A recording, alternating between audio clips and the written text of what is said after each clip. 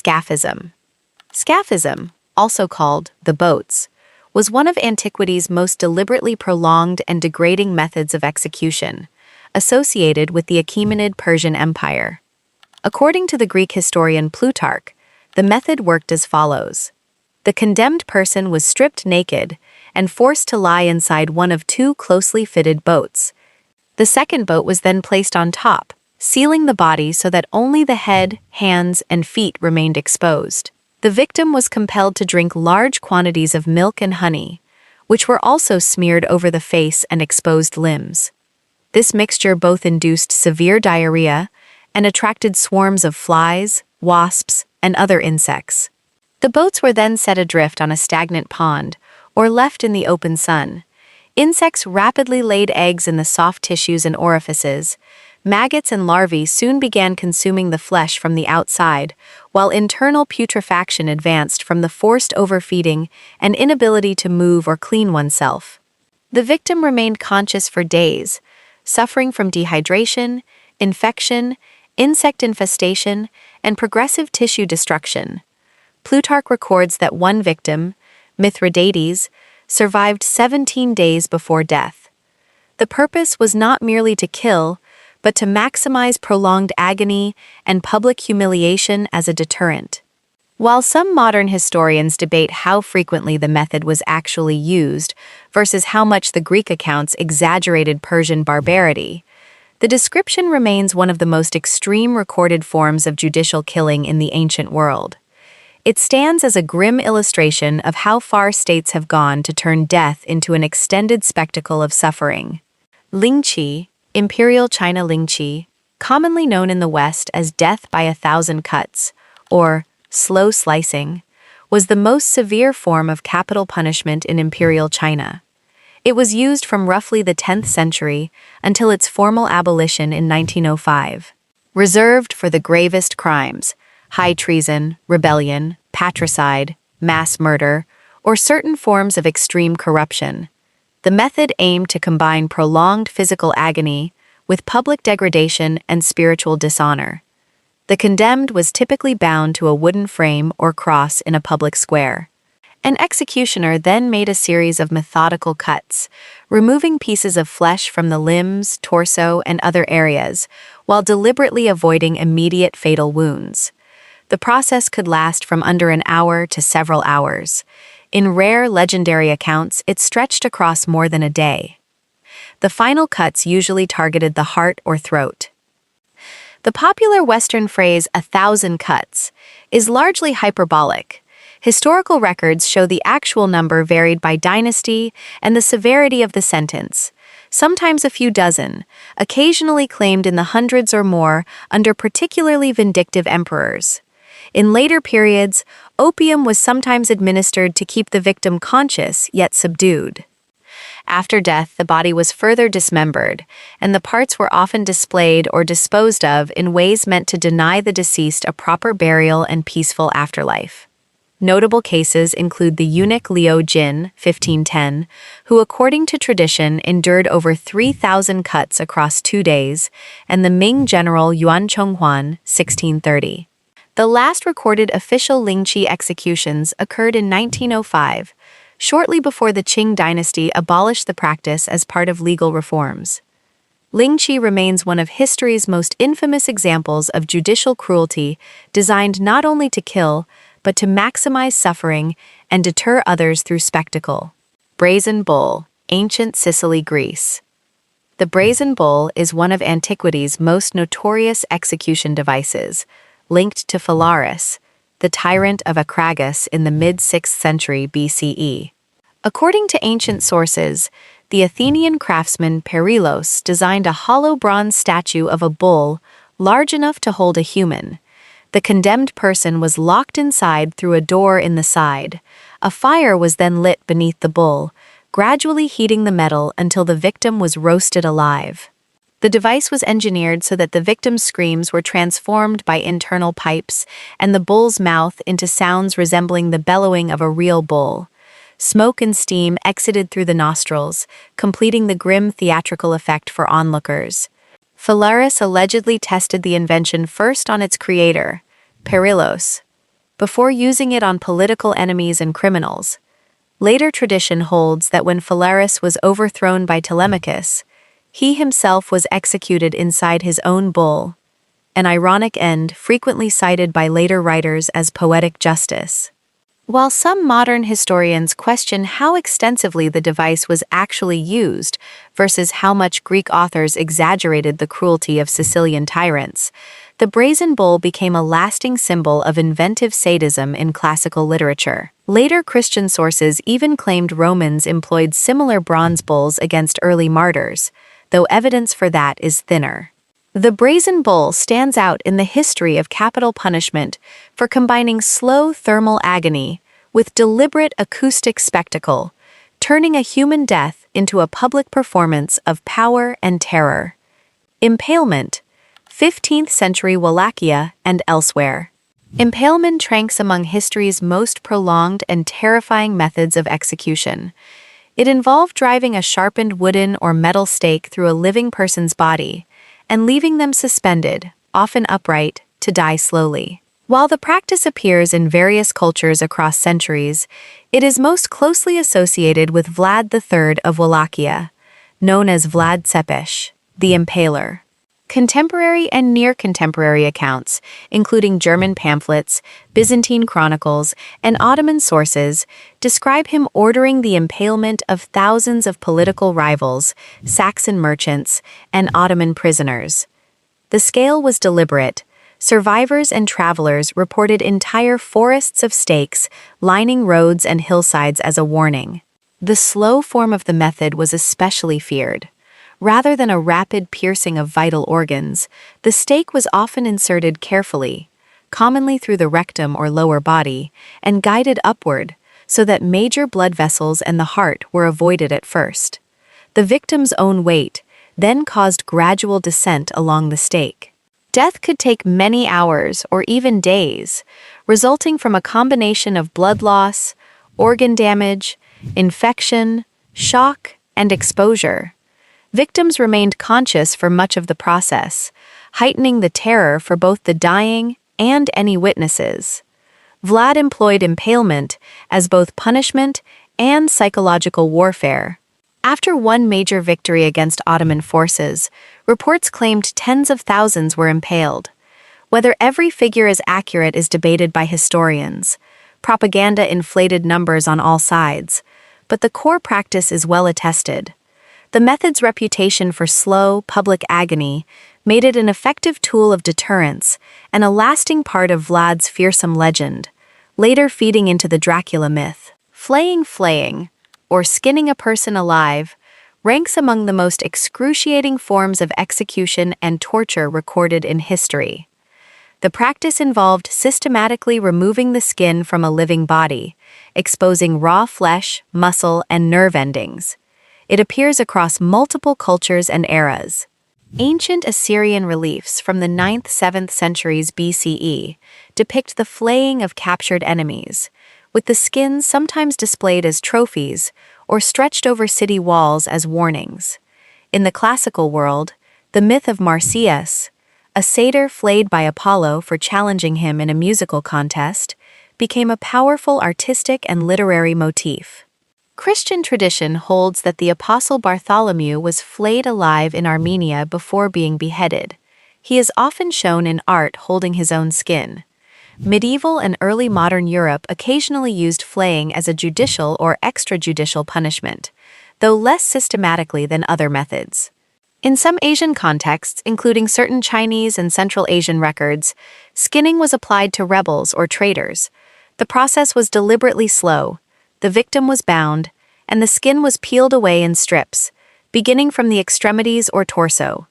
Extreme pain from severed nerves, combined with massive fluid loss, shock, and inevitable infection, prolonged the agony.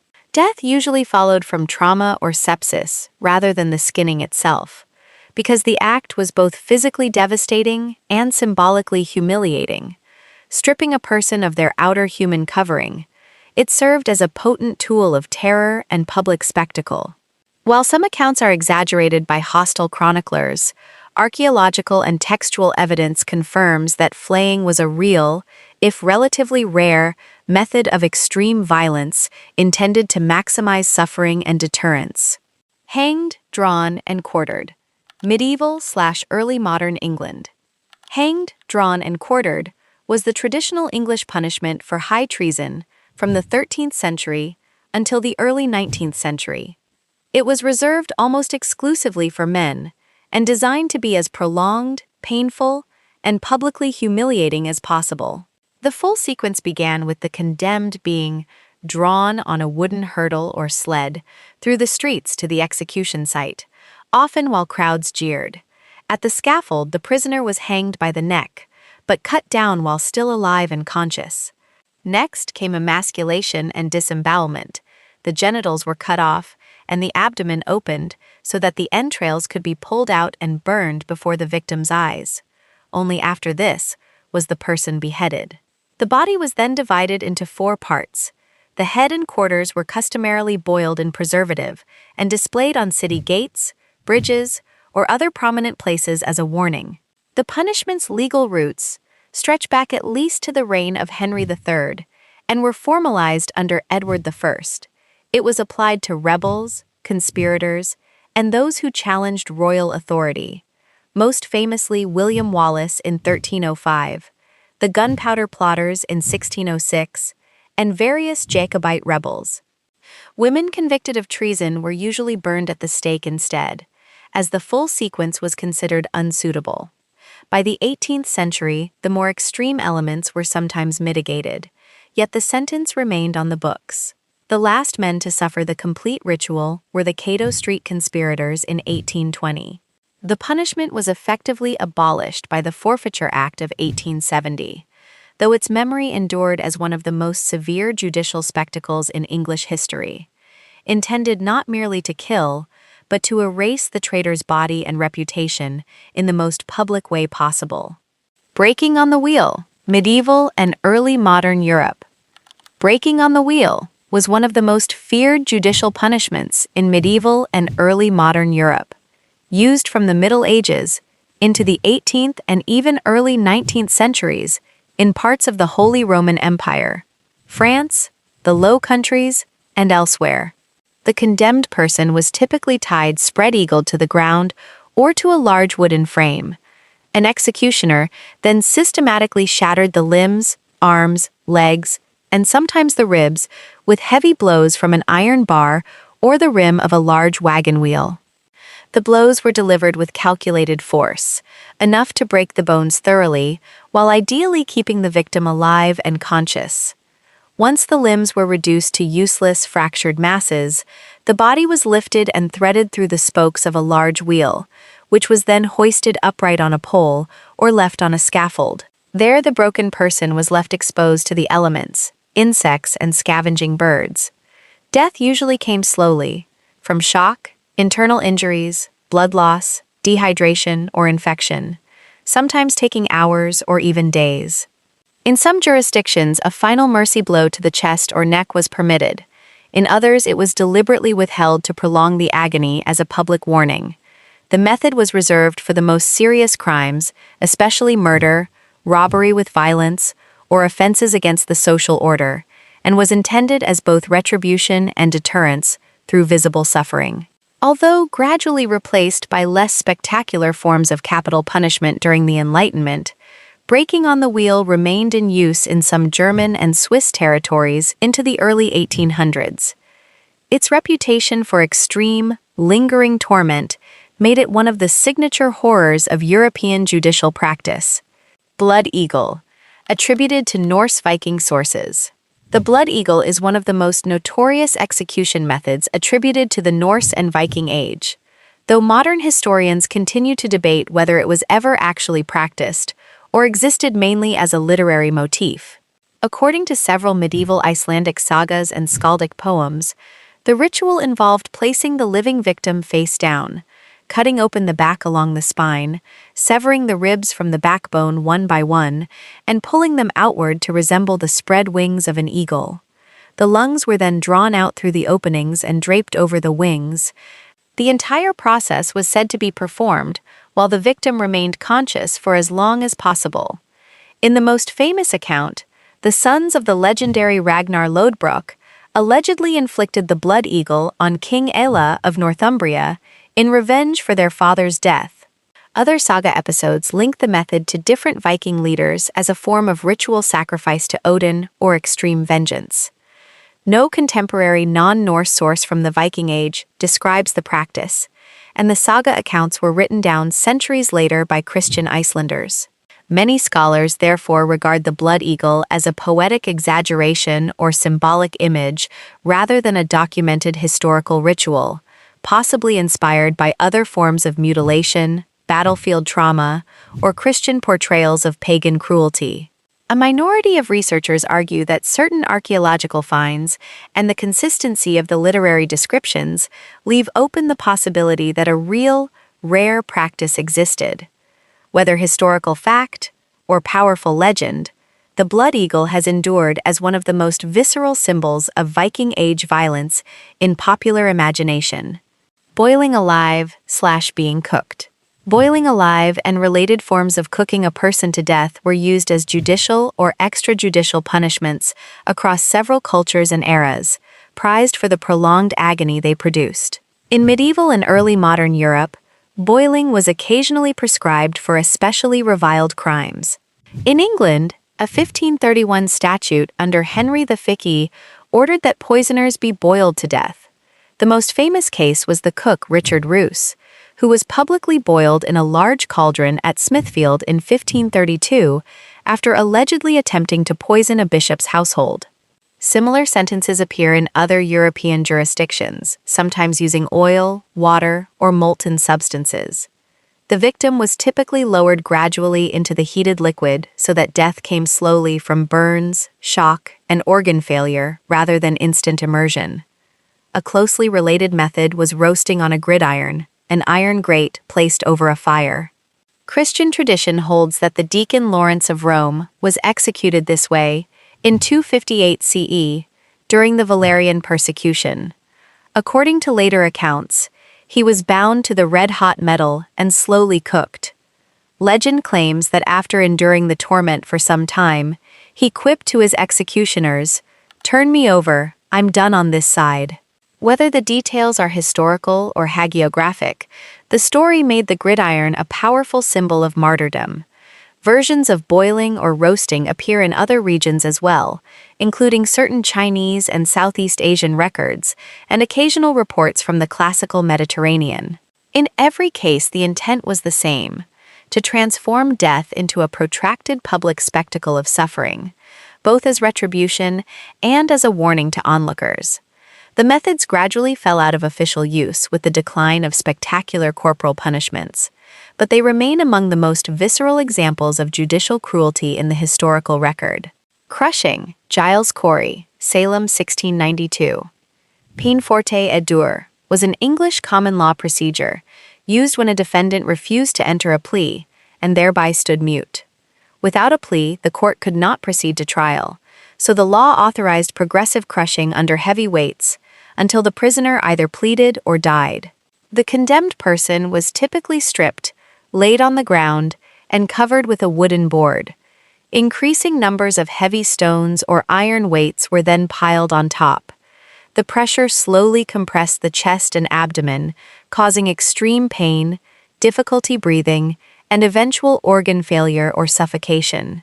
The process could last hours or days. In theory, it was not a sentence of death, but a means of compulsion. In practice, many died under the weights. The most famous case occurred during the 1692 Salem witch trials. Giles Corey, an 80-year-old farmer accused of witchcraft, refused to plead. Over the course of 2 or 3 days in mid-September, authorities piled stones upon him. Contemporary accounts record that he endured the ordeal without yielding, and that his final words were simply, "More weight."